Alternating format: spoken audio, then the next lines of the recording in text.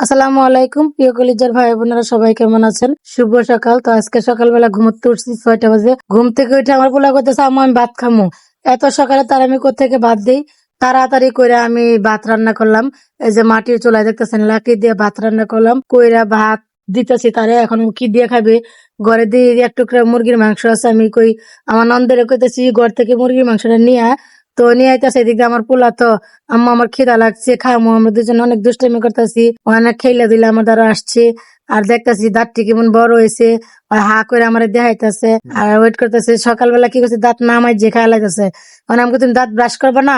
কর না, আমি দাঁত ব্রাশ করবো না, আমি দাঁত ব্রাশ করা ছাড়াই খামো। তো মা আর ছেলে দুজন একটু দুষ্টামি করার পরে এই যে তার মুরগি মাংস আর আলু নিয়ে আসছে। তবে ভাতটি মা খাইতেছি, কইতেছে আমি ভাত খাবো, আমি মুরগি দিয়ে ভাত খাবো। আমি কই তুমি খাইবা?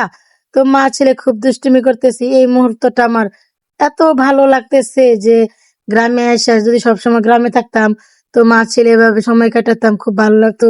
গার্মেন্টসে চাকরি করি তো সারাদিনে একটু ছেলের সাথে কথা বলতে পারি না, একটু যে বসে গল্প করবো আড্ডা দিব সেই সময়টুকু হয় না। তো আমার ছেলেকে আমি খাওয়াচ্ছি আর ওইদিকে সবাই দাঁড়ায় দাঁড়ায় আমার সাথে মজা করতেছে, দুষ্টামি করতেছে। তো আমার ছেলের সাথে তার দাদি দুষ্টামি করতেছে।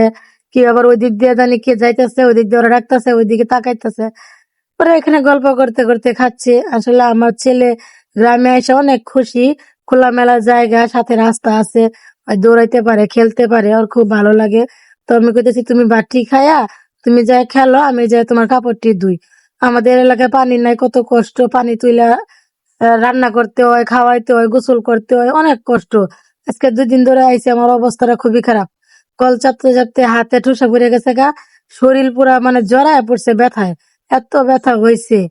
এনা ছেলের খাওয়াইতেছি, ওইদিক দিয়ে মাইয়া কইতেছে আম্মা আমি ভাত খামু। আমি তো চামু তুমি বসো, তোমার পরে ভাত খাওয়াই। এখন দুজনে নেই, আমার নলা খাওয়াইতে হইব মুহে তুললা। এখন কি করবো? মাইয়া কইতেছে আমি আমি কইতে আয়ো, কইলে এই সাইডে বসো, কর না, পরে আবার না করে আসবো না। তো যাদের সন্তান নাই তারা অনেক কষ্টে আছে, ওই কষ্টটা আল্লাহ তাআলা যেন তাদেরকে না দিয়ে, আমি আল্লাহর কাছে রিকোয়েস্ট করব, অনুরোধ করব যেন সব মেয়েদেরকে যেন মা ডাক শোনার তৌফিক দেয়, কাউকে যেন সন্তান হারা না করে, আর সন্তান ছাড়াও না থাকে, সবাইকে সন্তান দিক।